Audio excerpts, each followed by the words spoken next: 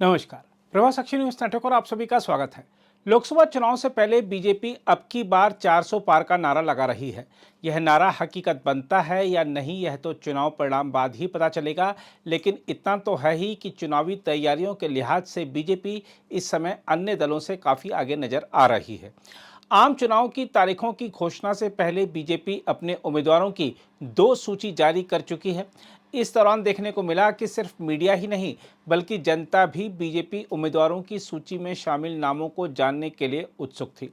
ऐसा प्रतीत हुआ कि बीजेपी की उम्मीदवारी हासिल करना ही जीत की गारंटी है। शायद इसी गारंटी के लालच में ही चुनाव से पहले कई नेताओं ने दल बदलकर बीजेपी का दामन थाम लिया, तो कई ऐसे नेता बीजेपी में लौट आए जो कि कुछ समय पहले कहीं और चले गए थे।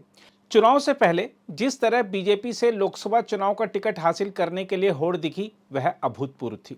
हमने बीजेपी के नई दिल्ली स्थित मुख्यालय में कई ऐसे लोगों को भी पाया जो कि बीजेपी से जुड़े हुए नहीं थे, लेकिन वहां इसलिए आ गए थे ताकि पार्टी नेताओं को देश के लिए काम करने के अपने विजन के बारे में बताकर उम्मीदवारी हासिल कर सकें। इन लोगों का विश्वास था कि प्रधानमंत्री नरेंद्र मोदी के राज में बीजेपी का टिकट हासिल करने के लिए वरिष्ठ नेताओं की परिक्रमा करनी जरूरी नहीं है और अब सिर्फ योग्यता के आधार पर ही किसी को उम्मीदवार बनाया जाता है। देखा जाए तो यह लोग कुछ हद तक सही भी थे, लेकिन बीजेपी के काम करने के तरीके से अनजान थे। इसलिए जब वह सीधे लोकसभा चुनाव का टिकट मांग रहे थे तो वहां खड़े लोग मुस्कुरा रहे थे। इसलिए आइए आपको समझाते हैं कि बीजेपी आखिर किस आधार पर किसी को पार्टी का उम्मीदवार बनाती है। सबसे पहले तो आपको यह समझना होगा कि बीजेपी चुनाव से ठीक पहले या चुनाव की घोषणा के बाद उम्मीदवारों की तलाश शुरू नहीं करती है, बल्कि उसकी यह प्रक्रिया सतत रूप से चलती रहती है।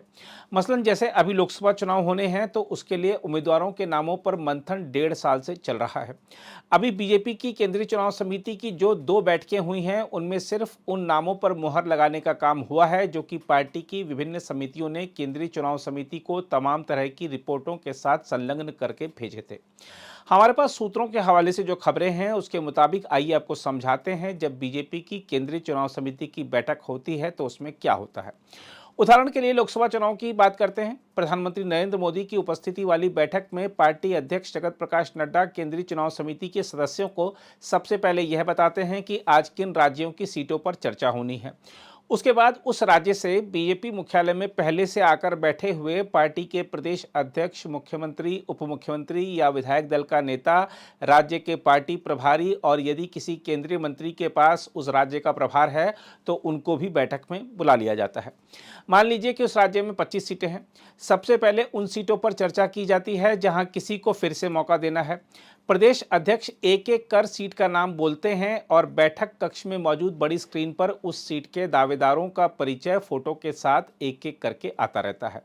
सभी दावेदारों के आगे विभिन्न सर्वेक्षणों की रिपोर्ट के अलावा यह भी लिखा होता है कि उन्होंने पार्टी के कार्यों में कितनी रुचि दिखाई, विवादों में कितना घिरे रहे, संसदीय कार्यों में कितनी रुचि ली, संसद में कितनी उपस्थिति रही, सरकार की योजनाओं और उपलब्धियों को जनता तक पहुंचाने के अभियान में क्या योगदान दिया, स्थानीय स्तर पर पार्टी के नेताओं और कार्यकर्ताओं के साथ कैसा व्यवहार रहा, संसदीय क्षेत्र में जो वादे किए थे उन्हें कितना पूरा किया।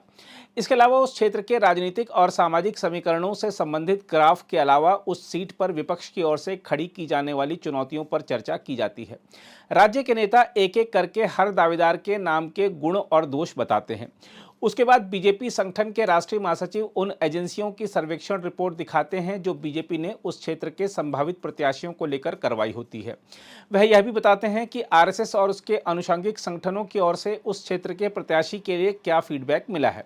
इसके बाद केंद्रीय चुनाव समिति के सदस्य उन नामों पर अपनी राय रखते हैं और जो नाम तय होते हैं उन्हें केंद्रीय चुनाव समिति के सचिव अलग से नोट करते रहते हैं।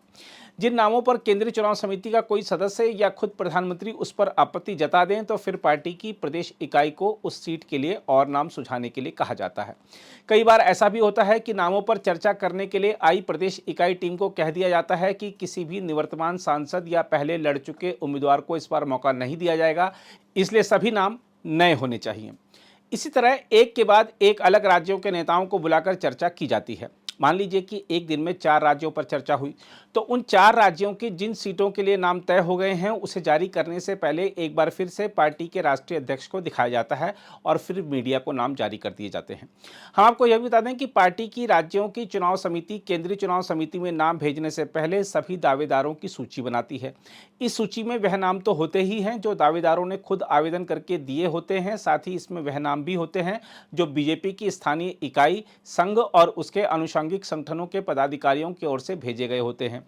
इसके अलावा राज्यों में बीजेपी के संगठन महासचिव या पूर्णकालिक कार्यकर्ता हमेशा इस बात की खोज करते रहते हैं कि समाज जीवन के जिस भी क्षेत्र में कोई व्यक्ति उल्लेखनीय कार्य कर रहा हो उसे कैसे पार्टी से जोड़ा जाए और समय आने पर उसे चुनाव लड़ने का अवसर भी दिया जाए।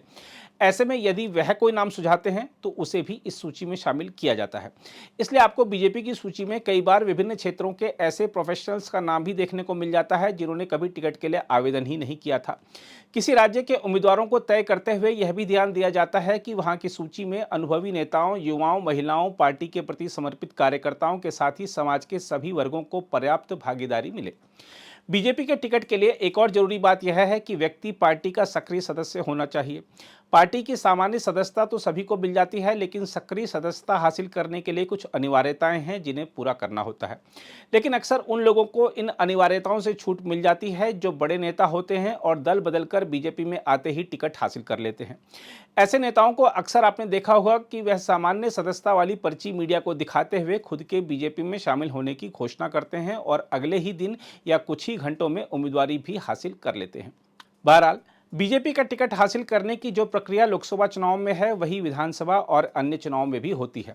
लोकसभा, विधानसभा, राज्यसभा और विधान परिषद के उम्मीदवारों को मंजूरी पार्टी की केंद्रीय चुनाव समिति देती है और नगर निगमों, नगर पालिकाओं और पंचायतों के उम्मीदवारों के नामों को उस प्रदेश की चुनाव समिति मंजूरी देती है। बीजेपी की उम्मीदवारी हासिल करने में परिवारवाद, नेताओं की परिक्रमा और धनबल की योग्यता आजकल मायने नहीं रखती, लेकिन उम्मीदवार का मेहनती और भाग्यशाली होना भी जरूरी है। अगर आप भी लेना चाहते हैं देश दुनिया की तमाम जानकारी तो आज ही सब्सक्राइब करें हमारे चैनल को। साथ ही नीचे दिए बेल आइकन को जरूर दबाएं ताकि हर अपडेट आप तक पहुंच सके।